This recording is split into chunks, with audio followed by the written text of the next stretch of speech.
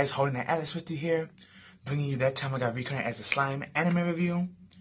This was episode 18, titled Evil Creeps Closer. Now, this was a very, very good episode.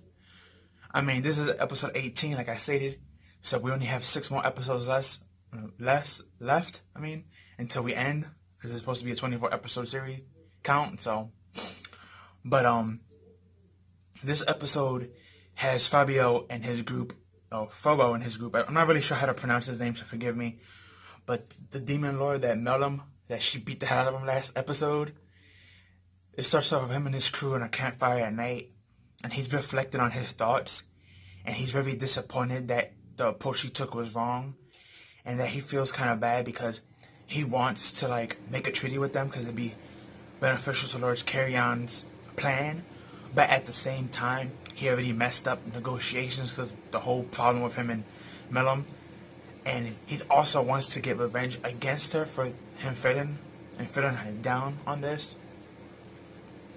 And where he's contemplating on his thoughts and his regrets, we get Footman. We get to see him. He's one of the 3 clowns. Because we already met Clayman, the skinny, tall clown. We met the female short clown, Tyr.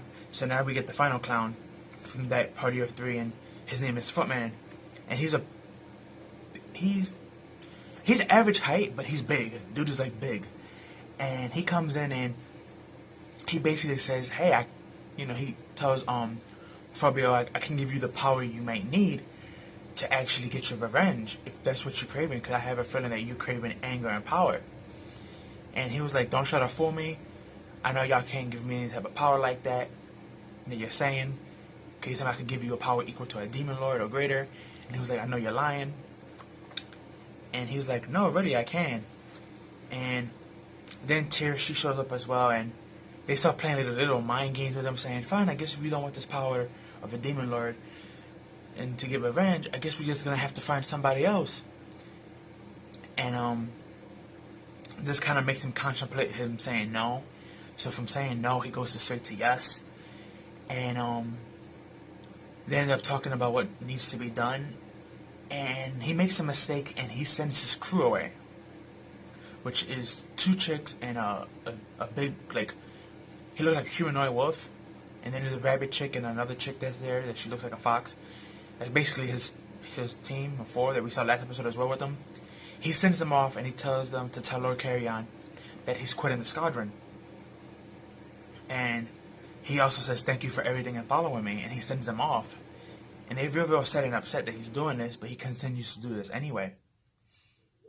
And then when he goes with the clown to this place where the power of the creature they're gonna, give him, because they find out the creature that he's just gonna give him this power is Chiribus, the creature that they spoke of last episode, which we find out that he's supposed to be like this giant fish bird. So, kind of weird, a bird and fish, giant size, but yeah, well, they go talk to that. We get switched over to Remuru's group in the bathtub, and Remuru's not with them this time. There's all 3 girls there, the princess, Shion, and Nuan, Melum. All 3 of them are there, and they play in this competition to see who can hold their breath the longest.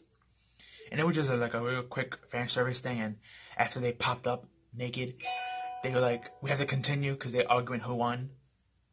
So they went back down under, and remember we was on the other side, and he was like, wow, I should have joined them today, and went on the other side. They wouldn't have mine because he'd done it before, so. But he's there chilling, and he's looking around, and he sees the older guy is there, the human from last episode, who wants to see if he was a good guy or not, from that wizard school, who's the teacher of those 3 apprentice adventurers. And he's there just chilling, drinking sake and all. And Rimuru was getting upset, saying, don't you have something to do? I mean, why are you even still here? And the old man explained to Rimuru, I'm done my job. I already got the rumor spread it out about how those humans defeated the Orc Lord, but he had help with your harmless civilized creatures and stuff like that. Basically, Rimuru's rumor that he came up with the idea, so humans could start trusting them more, and not just trust them more, but at the same time trying to make business deals with them. Because, he is making these high-level potions that he's trying to sell. So, That way, the dwarves, instead of working on potions and crafting, they can just work in their craft and gathering. So it'll help everybody out, all three sides. Rimru's Monster Association, the Dwarf Kingdom, and the human. At least these humans anyway, from Melbad. But Rimru wanted to make a deal with them, and the deal was he's going to make his people work to make a rally like road for the humans to go back and forth so they can trade and stuff. But in order for this to happen, he told the old man that you gotta basically introduce me to somebody who can be an informant for me and teach me the ropes of business and the best spots and the best places and stuff like that. And the old man, of course, he made that deal. He was like, okay, bet, if that's all I have to do for you to make a roadway for us to make our path easier, so that we have to go on the far race and fight creatures, then that's the best way. So yeah, sure. So they continue on with that conversation, but then we switch again back to the two clown people and Fabio, and they basically told him when they got to that place that the way he's gonna have to beat him to take his power is that he's going to have to use his body as a vessel and absorb him inwards. And at first he was kind of freaked out, but then they started hyping him up, saying, "Yeah, you got this," and stuff like that. And he got cocky because he's thinking about anger and revenge, so he just went in there with a fireball to light his way, and he just went in. Then the two clowns, as we can tell through the whole episode, they were just pulling his strings, and they even laughed at him, saying, "He's just like Lord Carrion's other man, all bronze muscle, but no brains." And they were just cracking jokes on him, and they also say something about they have like lesser dragons that they killed and they threw in there. So I guess those dragons are going to be like either a ritual to revive them, or basically they send Ferio to his death. It's technically because he's going to be a sacrifice once he goes in there and try to absorb this creature's essence, which was proven to be equal to or greater than a demon lord. So that's going to be pretty impressive, since we already technically met like 3. So we haven't seen their fully powers, but we know they up there in the word. So then after they trick him and he goes in there and he starts dialoguing, we switch back to Rimru's people, and we see the 3 human adventurers with Merlin, and they just came back from hunting for dinner for the village. And when they talking about it and talking about getting drinks and stuff and taking a bath, and Rimru was impressed with their good work, Shinan, she gives Rimru to Melon, and she says, "Step back," and she draws her sword and she says, "Who's hiding there?" Then Melon was like, "Ooh, a fight's gonna break out." And she throws Rimru behind her like a cushion, and luckily the wizard chick was there and she caught her from the adventurers group, and she gets ready to fight as well. And we see a dryad there, but this dryad had like, it kind of looks like Trini with short hair, and she states to be a dryad, and her name is Tria, and she's actually Trini's little sister. And Rimru freaked out. He was happy. He was like, "Ooh, she has a little sister?" And he went, "So what are you here for?"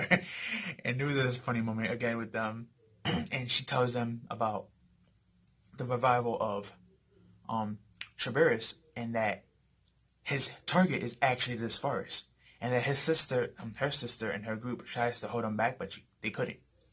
So they basically already fought that group and lost to it.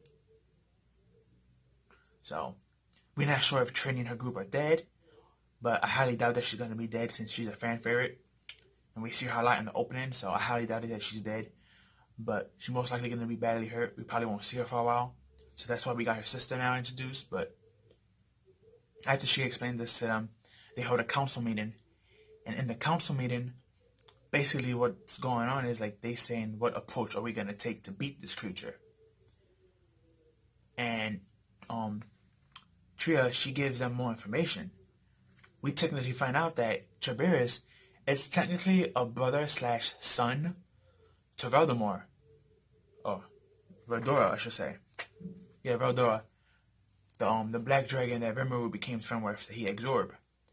Basically what happens is that a couple of years back, a couple of centuries or decades back, I should say, thanks to his magic being so much, like leftover essence flowed out his body, and they accumulated and they built this creature.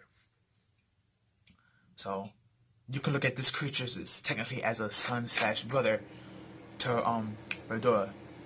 But the scary part is that he's as strong, supposedly, or as Verdura, which Verdura we know he's as strong as Demon Lord. So it makes sense power scaling that they're all up there in the high tiers. And as they all freaking out, Madame takes off her clothes and she's in her battle armor. And she's like, don't worry guys, you have me. I take that thing out easily. And then we have Shinan and the princess just coming out in the clutch and just making her feel bad, just shutting her down. They was like, oh no, sorry, you can't participate. And she's like, why? I'm Rimmeru's bestie. And she was like, yeah, I know, but if we always depend on you, then that's gonna bring down the moral of Rimmeru. Which was a good point, Shion said. And then even the princess herself stood up and was like, yeah, Rimmeru is the leader and he's the strongest one here. Besides you, he needs to be the one to take charge and do this. And she gets real sad and depressed, and she was like, oh, I thought it was going to be my time to shine and show what I can do. And she's just there crying, looking at Rimmeru, and Rimmeru is like trying not to look at her tears because he doesn't want to feel bad for her and like reproach what the two girls just said, so he just agrees and turns his head real quick. And as everyone stepped off and to leave to get ready for the battle, the old man is there with the three adventurers, and he asked them, oh, you're not going to run or ask for help? And he was like, no. Unlike you humans, we gotta fight to survive, and even if I die, at least someone else could take over. And the old man was like, yeah, that's true. When usually a king dies, usually a family member. If not, usually things get thrown into trial and stuff. But I guess for you monsters, it's a little different. And Rimuru was like, basically, yeah. And he also tells Rimuru, you act more human-like. And Rimuru then finally tells his story, which I'm not mistaken, but I don't think he told nobody else this besides Shizu, who's dead. He tells them the story, the three adventurers and their gear master, and he goes into his human form, and he's like, after Shinsu died, as the students told you about, I absorbed her will and her body and her power, and I'm just like her. I was a human that also got transferred in my old life over here, because I died. And it was real shocked and surprised because, like I said, only she knew that. But she took that secret to her grave. Which, remember, technically is her graveyard because he ate the body whole. So, the three adventurers and the master are shocked to find out that he was human at one point in his life. Before he got transferred over here through death. So, I guess all humans that get transferred here gain some type of weird ability. It makes them powerful, but it doesn't make them too OP. So we know Rimuru still has a long way to go before he becomes powerful, which is one of the things I love and the most about this series. Because in most Senkai series, the main character will always be automatically OP. For some odd reason, it's like we don't get to see their trials and tribulations as they get stronger and gain more EXP and level up. But with Rimuru, it seems like the complete 180 of all that. 360 really. Like, we get to see his all-aware character, like how weak he was in his human form and the things he went through in his life. Then the translation of him becoming a slime, and then from him becoming that regular slime to what he is now. I mean, yeah, he got some OP abilities, especially his main one, Predator, which he was born with that ability when he came into this world, so. But it's not, like I said, it's not like OP characters like from Dower Hack or Lord Ainz from Overlord, it's not like that ridiculous OP, I'm already on top, so no one can touch me. No, we actually seeing Rimuru struggle and build up courage and building up in allies and leveling up. We actually get to see that, so I appreciate that the most of this series, with the good storytelling at the same time. So it's like, you'll do it in both in this story. That's what makes this anime such a good anime to watch, in my opinion. Plus, fantasy animes are my favorite, so I'm going to have a little bit more bias towards this than anything. But after Rimuru states, his past to these humans, that's when we get the ending, as you see in the thumbnail. We see Cherubius and his 13 followers, which was the dragons that the two clown people killed, are also revived with him, and they're flying over the forest to get to Rimuru's place.